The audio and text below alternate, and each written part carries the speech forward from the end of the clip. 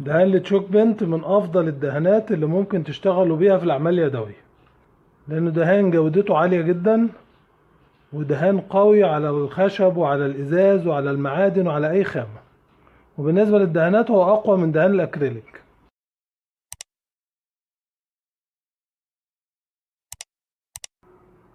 السلام عليكم.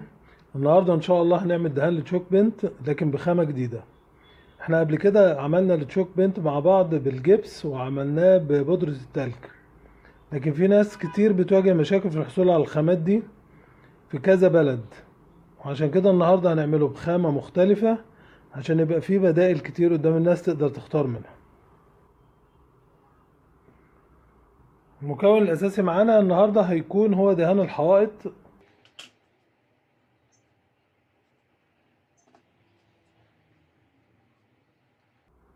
هناخد منه مقدارين. الخامة الجديدة اللي هنستخدمها النهارده في عمل التشوك بنت هي خامة السبيداج. السبيداج بودر ابيض زي ما احنا شايفين معانا، يشبه التيتانيوم ويشبه الزنك ويشبه الاسمنت الابيض، وبيتباع عند الموانين او محلات بيع مستلزمات الدهانات، وسعره رخيص جدا.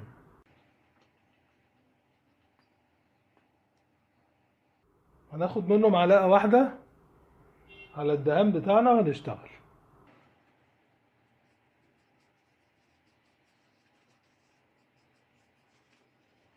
دهان التشوك بنت من افضل الدهانات اللي ممكن تشتغلوا بيها في الاعمال اليدويه، لانه دهان جودته عاليه جدا، ودهان قوي على الخشب وعلى الازاز وعلى المعادن وعلى اي خامه. وبالنسبه للدهانات هو اقوى من دهان الاكريليك.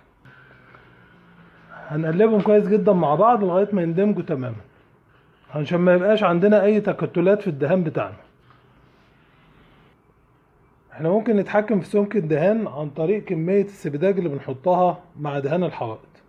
يعني لو عايزين الدهان بتاعنا يكون اتقل من كده او السمك بتاعه اكتر، هنزود كمية السبيداك شوية، ونقدر نستخدم الدهان بتاعنا زي ما هو كده بلونه الابيض الاساسي، ونقدر نلونه لو عايزين باي الوان.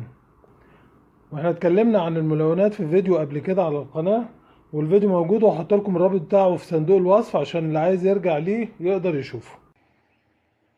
دلوقتي هنلون الدهان بتاعنا باللون الاخضر مثلا، ودي مركزات الوان واتكلمنا عنها برضو في الفيديو الخاص بالملونات.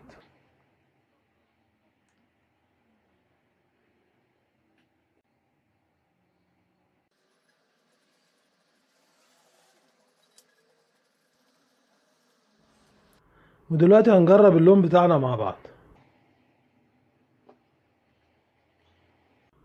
من اهم ميزات التشوك بنت ان هو بيدهن على الخشب على طول، يعني ممكن نشتغل بيه من غير تأسيس الخشب.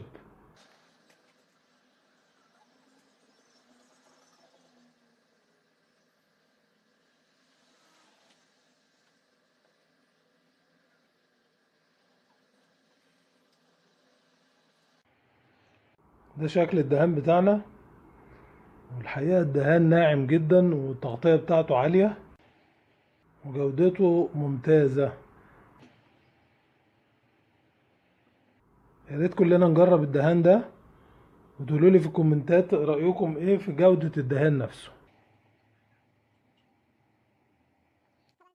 طبعا الدهان بيجف بسرعة لانه اساسه اكريليكي زائد انه مضاف له سبيداج. ده شكل الدهان بعد ما جف. وكده وصلنا لنهاية الشرح بتاعنا النهاردة.